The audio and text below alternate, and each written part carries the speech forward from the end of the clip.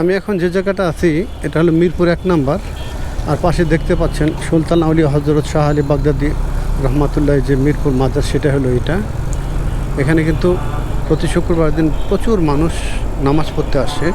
আর আজকে আমি ঠিক এই মার্কেট থেকে কেনাকাটা করব, হজরত Shah Ali college and market, এবং সেটাই হলো এটা। এখান থেকে আমাদের কেনাকাটা করতে হয়।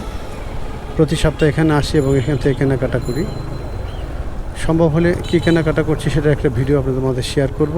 এখানে এসে ঠিক বাইকটা এভাবে পার্কিং করে আমাদেরকে উপরে উঠতে হয় কেনাকাটা করার জন্যে। বাইকটা রাখা এক ধরনের টেনশন। এখন বাইক চুরি হওয়ার চাইতে তেল চুরি হওয়ার ভয়টাই বেশি।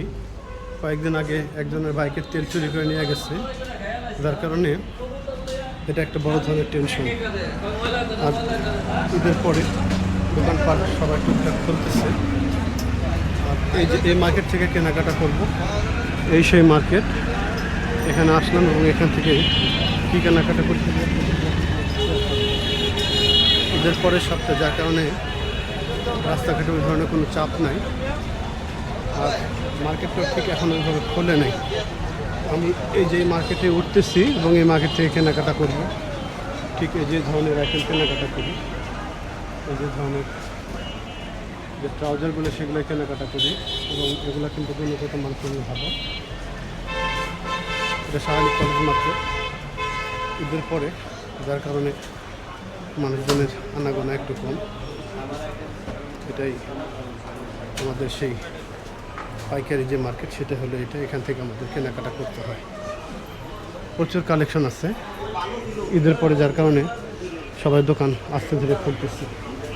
আর যে এই সিঁড়ি দিয়ে উপরে উঠবো,